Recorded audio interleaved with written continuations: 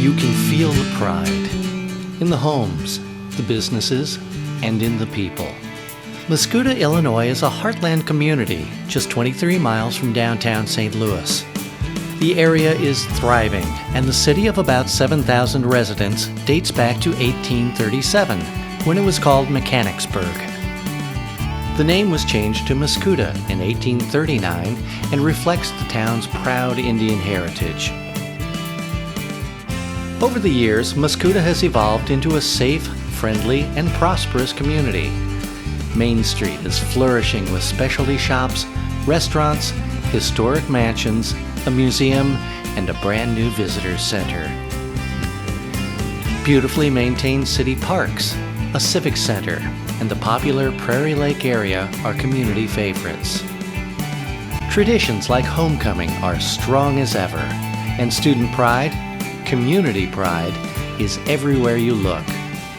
It's a tight-knit community with strong family values and a generations-old commitment to education. The school district has a long history of being passionate about trying to do the right thing for the students and for the community. The Mascoutah School District is a community of excellent schools, serving the city of Mascoutah, all of Scott Air Force Base, Mid-America Airport, and parts of the cities of Belleville, Shiloh, and New Baden. The district is a mix of rural, suburban, and military. It's not a huge, sprawling school district where you feel like your kids are going to get lost in the shuffle. The district's close relationship with the Air Force Base allows for rich and diverse educational opportunities for its nearly 3,000 students. The base itself has been expanding, steady growth, just like we have in Mascoutah.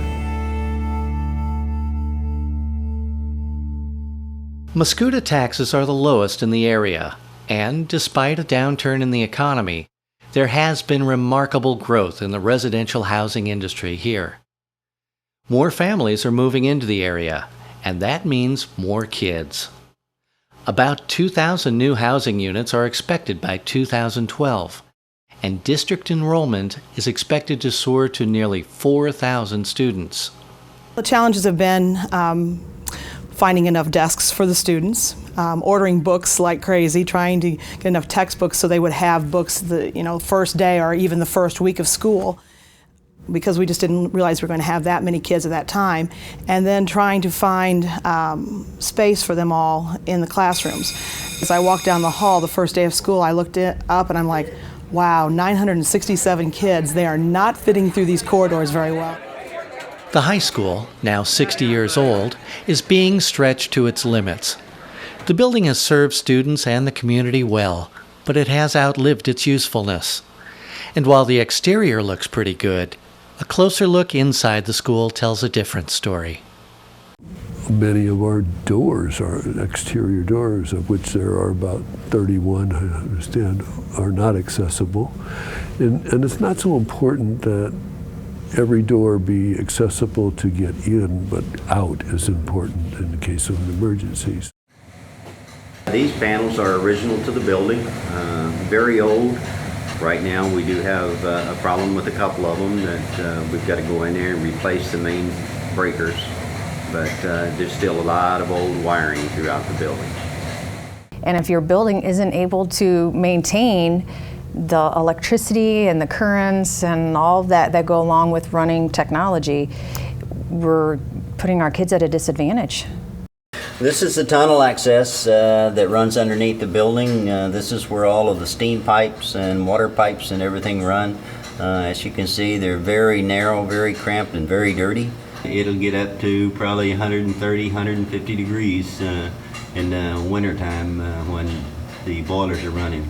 The steam pipes have been here for some of them up to 60 years. They're getting very thin. There's places where you bump them with a wrench or a screwdriver, and all of a sudden you got a steam leak.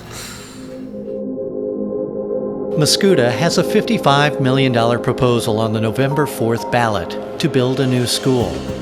The Board of Education's decision to seek a new school is the result of an extensive study by experts in the areas of school design and demographics. And we said, let's plan a program for 1,200 students. What should we have in a high school for 1,200 students today, not 1948.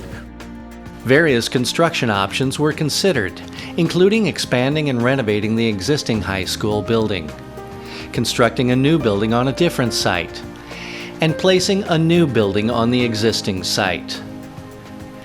Renovation and expansion of the existing building would take 3 years to complete and cost nearly as much as a new building. The second alternative, building on a new site, was estimated as the most expensive of the options.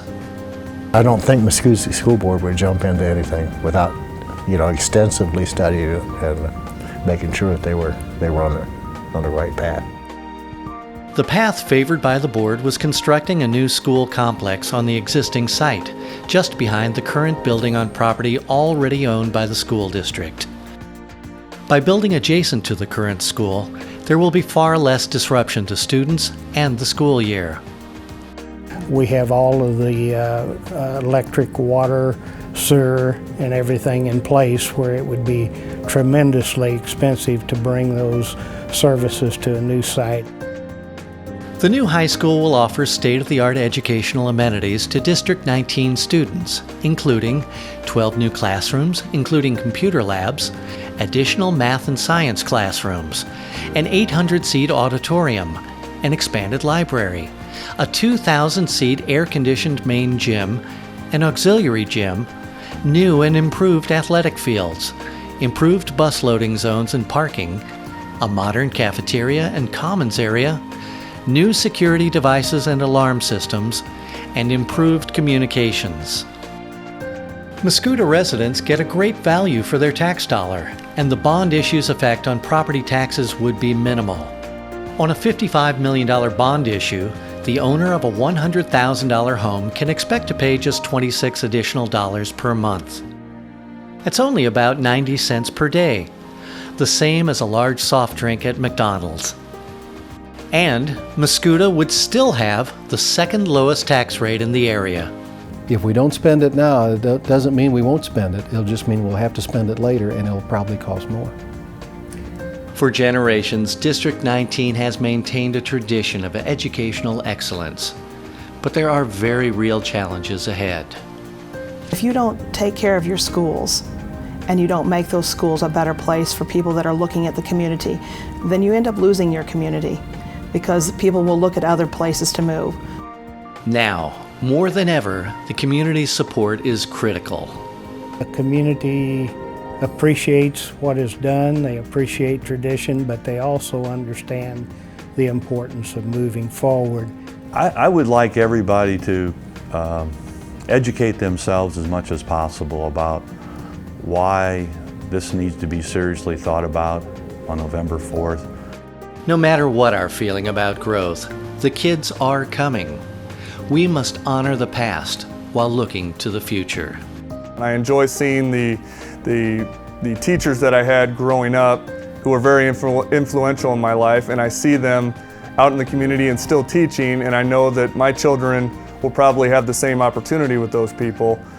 And it's just nice to know that you weren't just a student when you were there, because they're still taking the time to talk to you, and they know they made a positive influence on you. We've had a lot of positive things happen over the last 60 years in the high school, and those memories aren't going to go away just because the building is not there. And I think the better that we can educate our kids and get them into good colleges, get them into good professions, they will be able to support themselves and pay back to the communities.